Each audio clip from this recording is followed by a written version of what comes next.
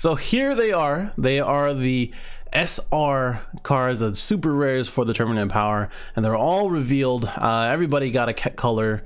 I think red, green, blue, yellow. Yeah, pretty much everybody got a color except for black. And of course, Gohan is not a super rare. And I already know that they're not going to be a special. He's not going to be a special rare, nor a secret rare. I think Kefla still is going to be the secret rare. They are putting so much into Veggies, it's ridiculous. But overall, I think all of these are actually pretty legit. Is what the kids say? Lit. Put that fire emoji right here. Yeah, 100. Know what I'm saying? Moving on to the first one. This is the red 5-drop Vegeta, which is a 10,000 one cost combo with 20,000 attack power, and basically it really catered towards its own deck, the Vegeta leader, or even the Gohan or Goku leader. I mean, you can do those two. But it says here, when you play this card from your hand, specifies from your hand, can't be from anywhere else. Not that you could play it, I don't know, maybe in the future, but if your leader card is red, choose up to one of your other Saiyans which in play, which are from Universe 7, Universe 6, and switch it to active mode. Both of those cards gain 10,000 power and triple strike. Now, they do put in the red Kaba, which is actually a really good example. There are other cards, and I will actually pull up here before we go into any other let's Universe 6 first. Any other cards I'm going to speak about, but there are obviously other cards. So you could draw twice here with triple strike. Not that you would. I mean, it is a 20,000 triple strike if you do this and have another Universe 6.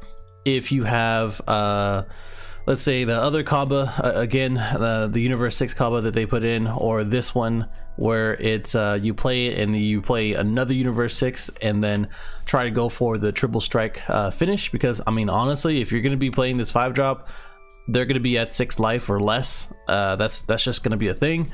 And with this one, you can swing and then put him to active, gain 10,000, 25,000 attack power. And I think his, not that, I don't know why Shenron was not showing it, but I think he gains 5,000.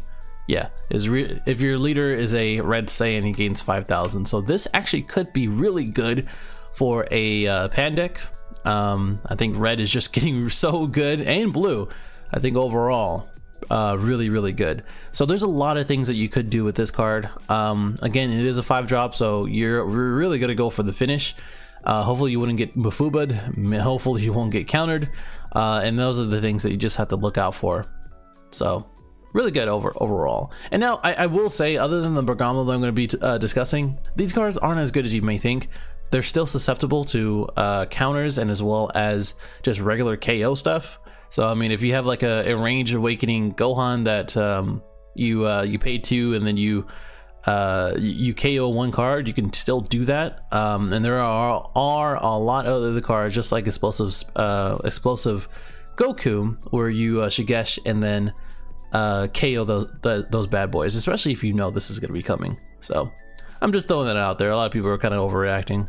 Anyway, for seeing hits, he's a 4-drop 20,000 attack power with 5,000 0 cost.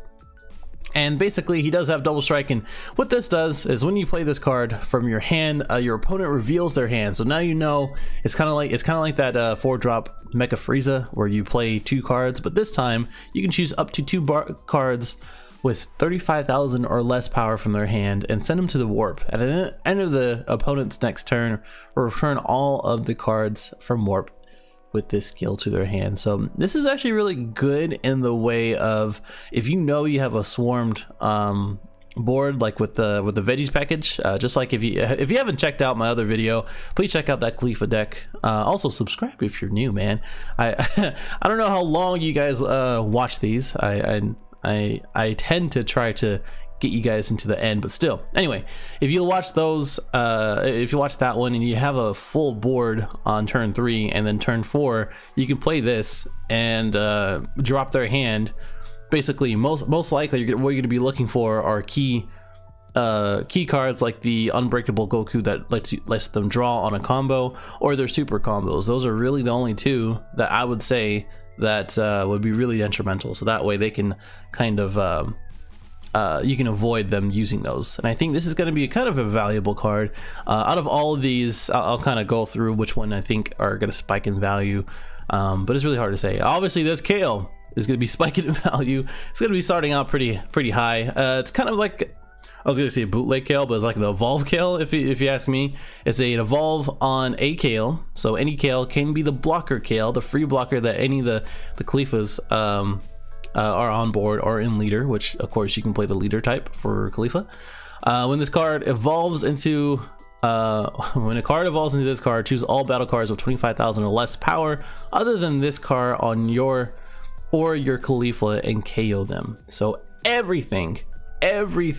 So choose all battle cards with 25,000 or less other than this card or your Khalifa. Huh. Wait a second.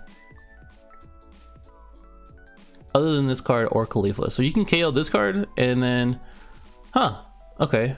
Well, all right. Well, I'm gonna have to double check this one. But if you think, I'm pretty sure it is. I'm actually gonna pull up the Q&A, but I'm pretty sure for this one you can choose the Kale or the Khalifa that's on your side. So I'm guessing that you can do that. But however, if you have the green Khalifa that's on the field, which is again going to be another card that still goes in book value, you wouldn't have to do this. You can just choose every other card. So all your whole board will not be affected as long as the other green Khalifa will be on there. So that's something to kind of look out for, just in general.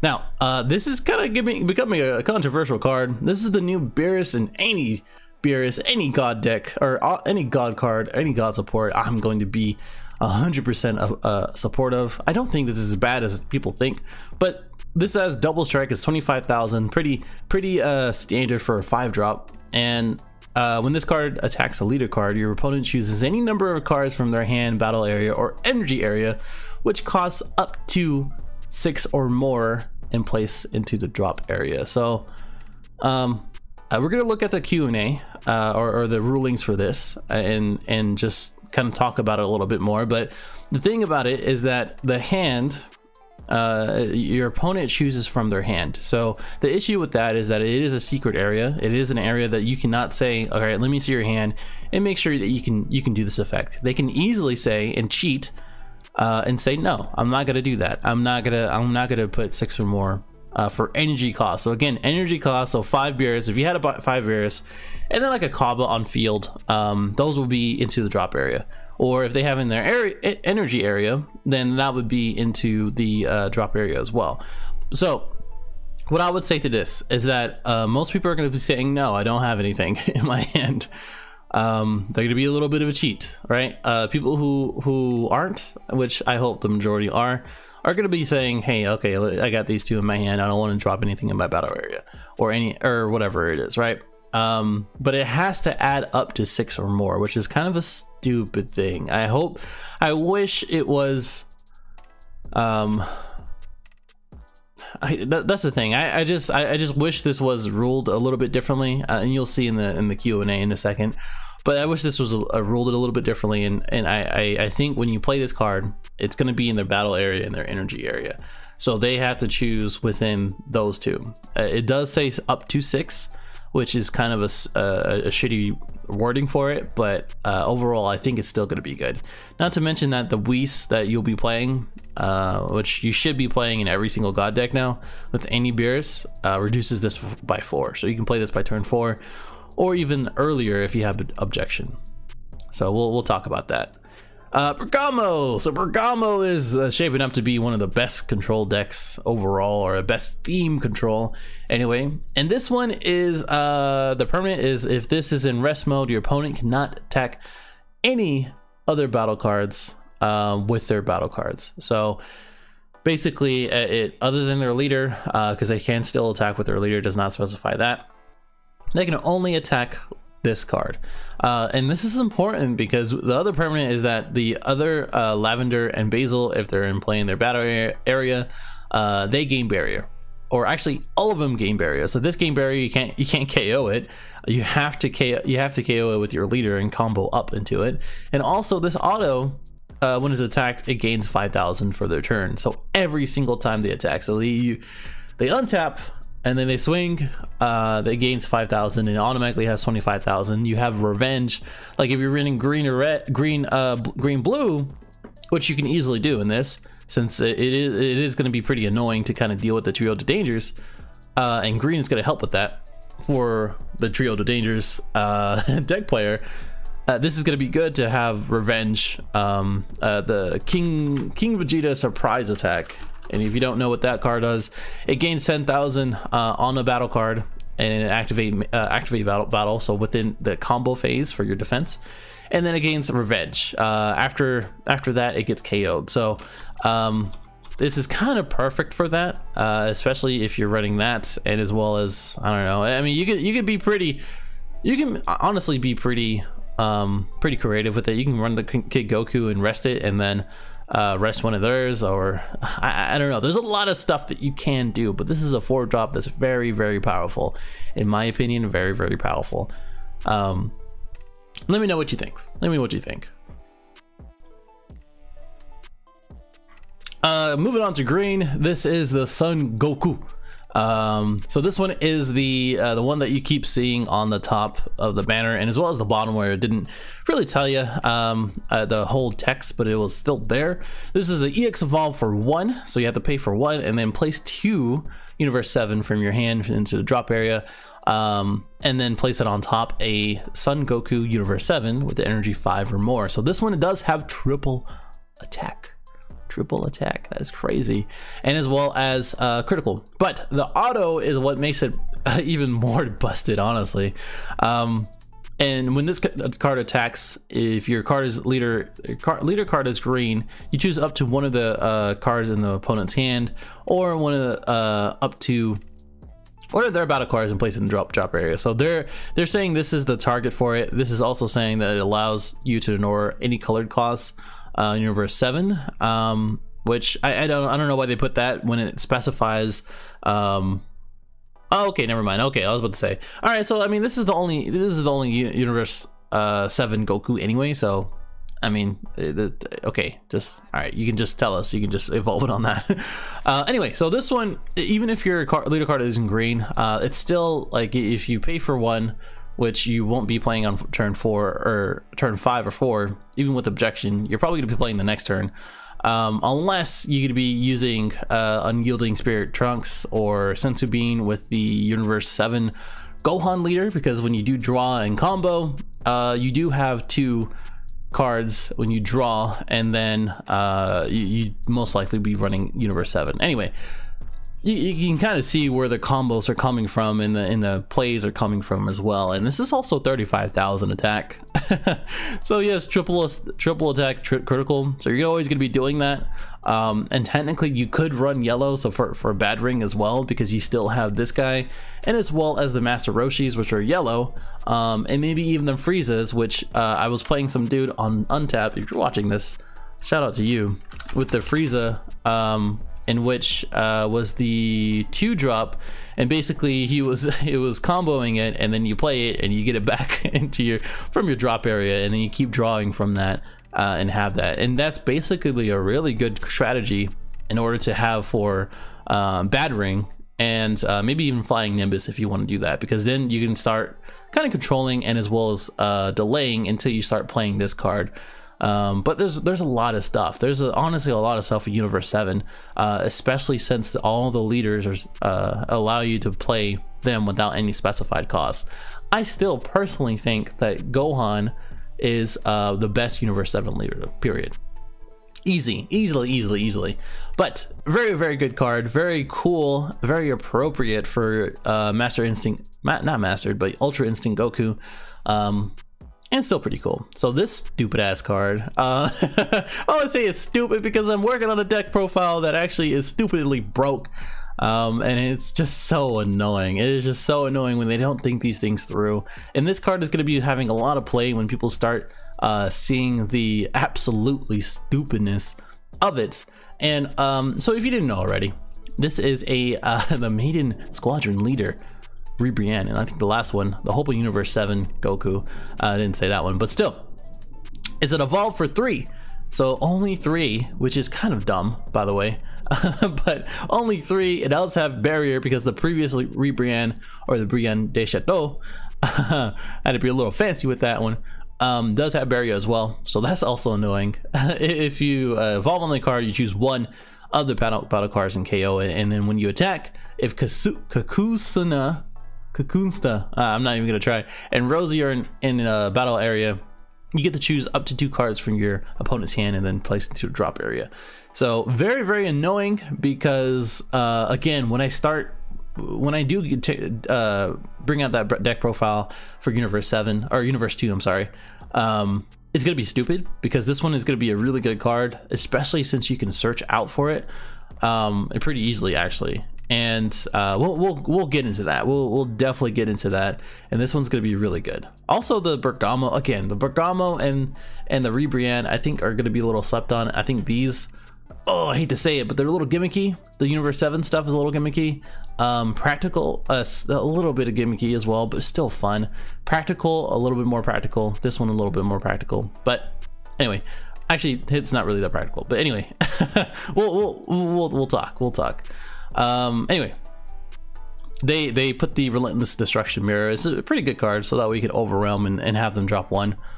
I don't not like it. I don't not like it. Probably not the best unless it's late game, because the Maiden Squadron, if we take a look here,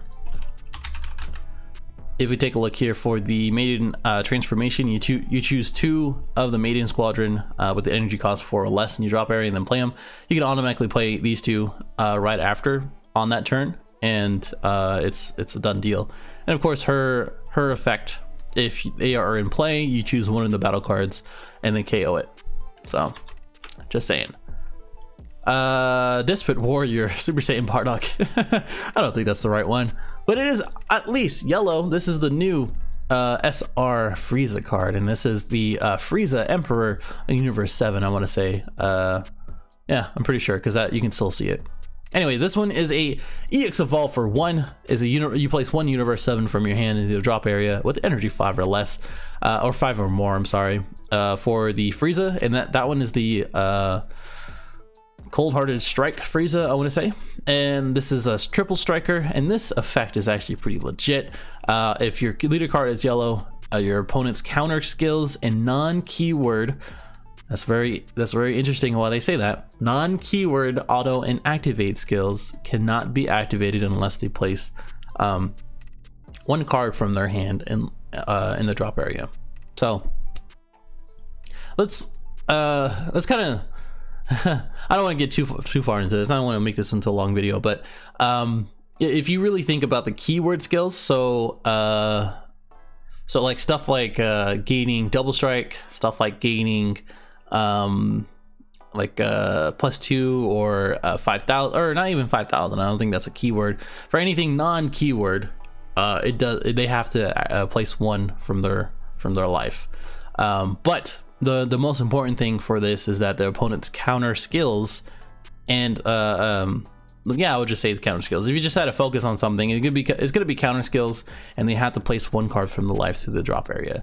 So not only that you have a bad ring, if you're running yellow, which you're gonna be, you can't run Cold Bloodlust with the new Frieza leader, which is stupid again. But if you do have bad ring, which is very possible with the amount of Universe 7 yellow cards, and as well as just general Frieza cards. Actually, you know what?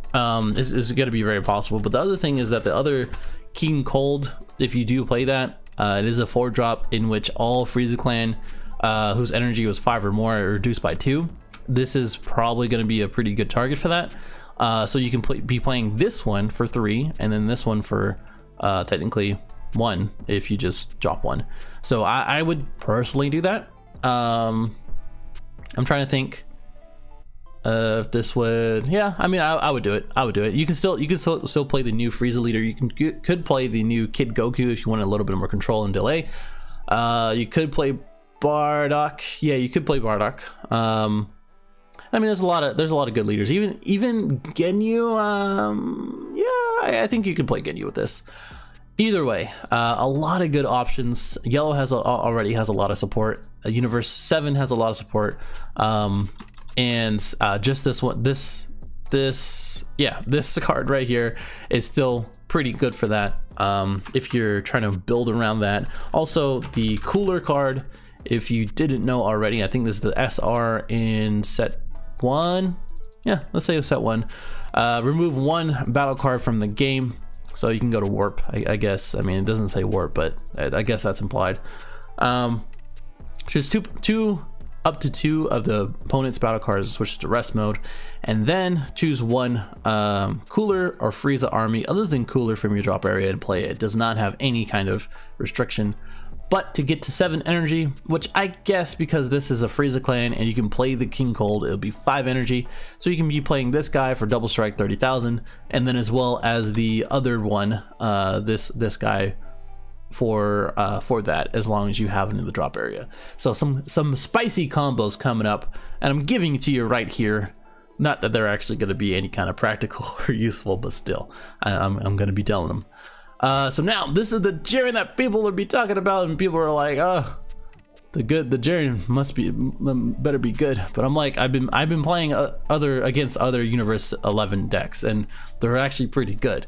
You just got to know how to play them, and you got to be patient too, because it's kind of a slow playing deck.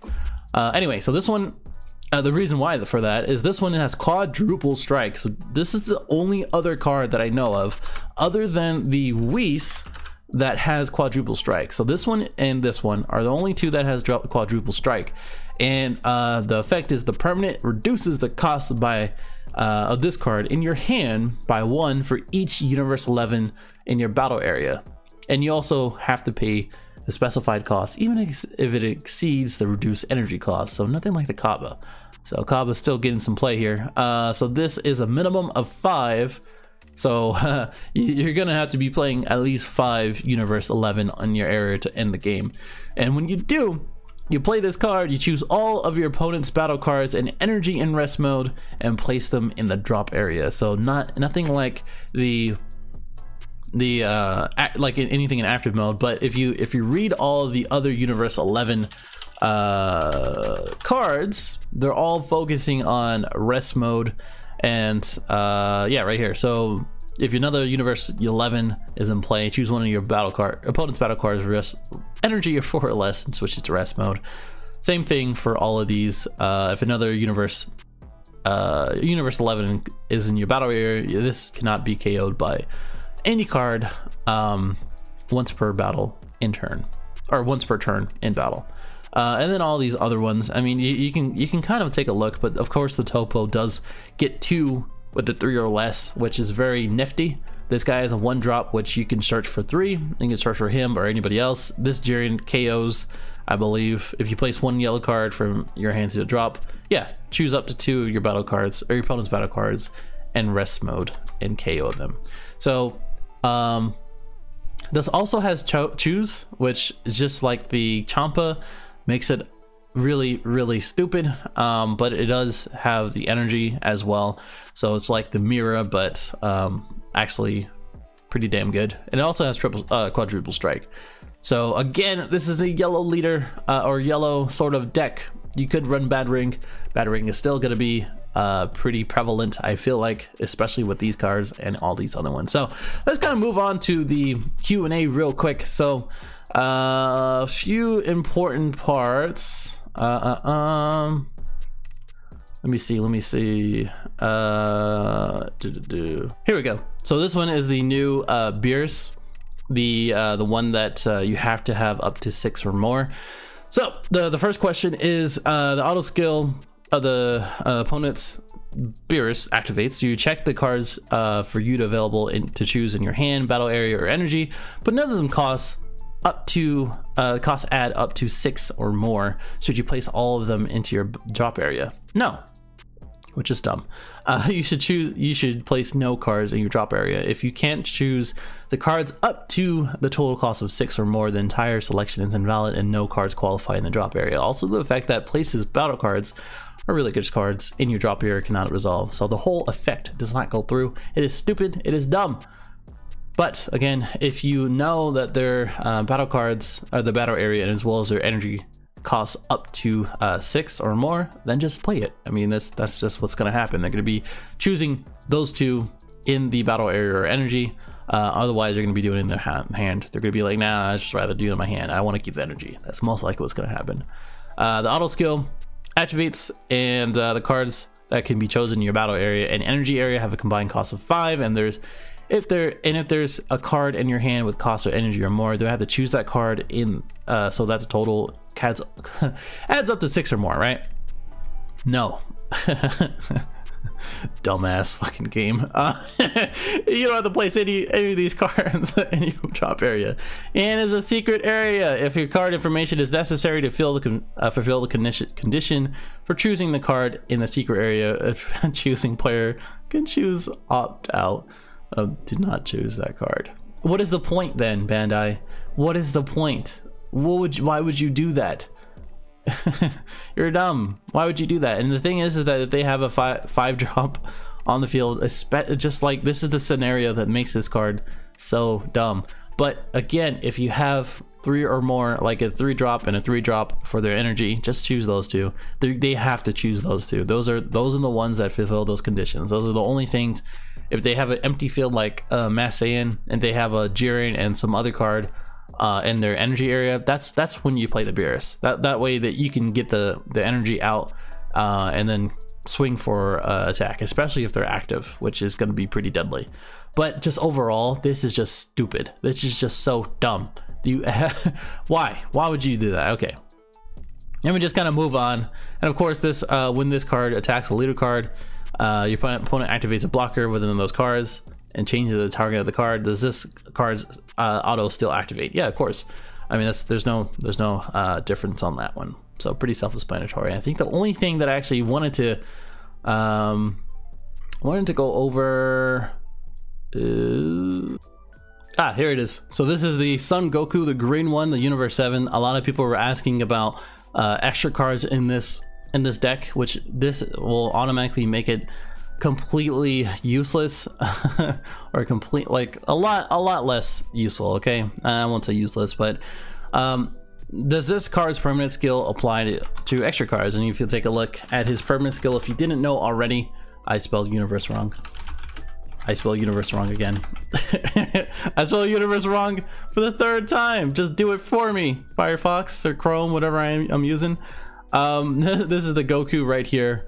That basically you cannot include any non-Universe 7 cards in your deck. And the reason why it's so stupid is that you cannot include any Universe 7 extra cards that are not Universe 7 or non-Universe 7 extra cards. So no counters, no anything.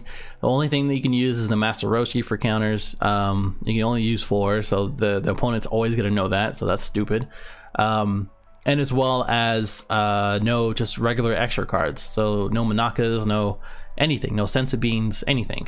But of course, the Universe 7 representative card, this card gains all 7, or Universe 7 in all areas. I wish they had one which included to gain Universe 7 for every other area for all other cards. That would be very, very useful.